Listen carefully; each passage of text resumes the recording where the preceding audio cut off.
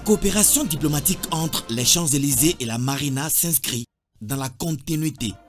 C'est la mission assignée à Nadège Chouat, ambassadrice extraordinaire et plénipotentiaire de la France près le Bénin avec résidence à Cotonou.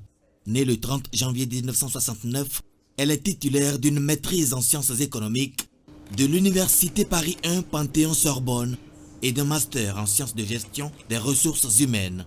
Il y a tout un chemin qui est tracé dans une relation bilatérale intense, dense, multiforme, que ce soit dans le secteur culturel, le secteur énergétique, les relations économiques, la coopération en matière de sécurité-défense. Et nous avons une feuille de route entre les deux pays, notamment dans le secteur culturel et dans le secteur de la formation professionnelle, où nous devons maintenant arriver à obtenir des résultats concrets, il y en a déjà, mais continuer. Donc il n'y a pas de changement, c'est la continuité, peut-être même l'accélération de cette coopération. Avec l'Union européenne, le président Patrice Talon a jeté les bases d'une série de grands chantiers. Appelé à cimenter cette excellente confiance collaborative, Stéphane Monde a présenté ses lettres de créance. Né le 28 janvier 1972 à Bruxelles en Belgique, il est titulaire d'une maîtrise en histoire, d'une licence en philologie slave et d'un doctorat en philosophie et lettres. Nous avons échangé essentiellement sur la coopération entre l'Union européenne et le Bénin. Et nous partageons en fait une identité de vue. Le président, sous sa houlette, a lancé toute une série de grands chantiers dans ce pays. Nous avons également parlé brièvement de l'éducation.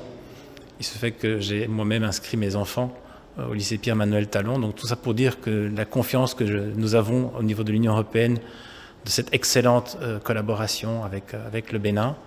J'ai aussi confirmé au président que l'enveloppe budgétaire de l'Union européenne pour le Bénin restait inchangée, ce qui est un signe très positif parce qu'il faut savoir que dans d'autres pays, malheureusement pour des raisons économiques en Europe, certaines lignes budgétaires ont dû être diminuées. Ce ne sera pas le cas pour le Bénin. Le nouvel ambassadeur de la République bolivarienne de Venezuela, Jesus Alberto Garcia, né en 1954, est un enseignant-chercheur. Il conduit la liaison mixte bénino-vénézuélienne pour le renforcement du creuset d'échange dans tous les domaines.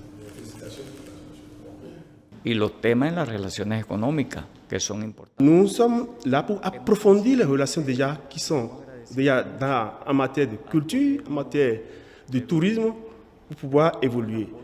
Et nous avons promis au président de maintenir les relations pour pouvoir parler, pour faire parler du Bénin et de mon pays. La Grèce entend huiler davantage les relations bénino-grecques dans les domaines de la culture et du développement. L'ambassadeur désigné de la République hellénique avec résidence à Abuja au Nigeria est Athanasios Kochionis, né en 1964 à Thessalonique. I feel very privileged to represent Greece. Je suis heureux de représenter mon pays en tant qu'ambassadeur de la Grèce donc, au Bénin et ensemble nous avons échangé donc, sur l'intérêt de travailler pour donc, améliorer les relations entre la Grèce et le Bénin. Nous sommes donc prêts, qu'il s'agisse donc du développement économique et plan culturel.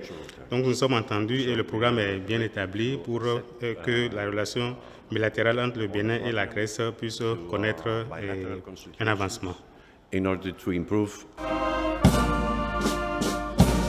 Sur les plans éducatifs, social, économique, culturel et technologique, le Bénin ouvre une large gamme de coopération avec l'Irlande. C'est depuis 2022 que Peter Ryan occupait le poste d'ambassadeur extraordinaire et plénipotentiaire de l'Irlande près le Nigeria, avec extension de sa juridiction sur le Bénin. To the European Union, of course, nous sommes là pour développer donc le côté politique, la diplomatie entre deux pays, le volet économique, le volet social, le volet culturel, le volet éducationnel donc, et la technologie aussi. Donc c'est un plaisir d'être ici au Bénin, c'est ma toute première fois ici au Bénin. Ici, nous avons une coopération économique, diplomatique, culturelle et éducationnelle entre les deux républiques. Nous sommes là donc, pour booster donc, cette coopération et ces liens d'amitié avec le Bénin. Madame Leilani Bin Judah est australienne, née le 13 juillet 1974. Elle a débuté sa carrière dans la fonction publique, puis assumé plusieurs fonctions au plan international. Elle a félicité le Bénin pour les investissements consentis dans plusieurs secteurs, avant de promettre l'octroi de bourses d'études par son pays aux Béninois pour le master. And also his foreign minister. Il faut dire qu'entre le Bénin et l'Australie, il y a une très bonne relation, une relation que je voudrais travailler donc à améliorer. Et je voudrais exprimer aussi ma gratitude pour le plaidoyer que le Bénin fait à l'endroit donc de l'Australie et au niveau donc des instances internationales comme l'Organisation des Nations Unies. Et je voudrais féliciter les autorités béninoises pour les différents types d'investissements qui sont réalisés. Et il faut aussi dire que nous partageons beaucoup d'autres domaines de développement, qu'il s'agisse donc au plan bilatéral comme multilatéral avec le Bénin, et il faut travailler donc à renforcer cela. And certainly bilaterally. So we look forward to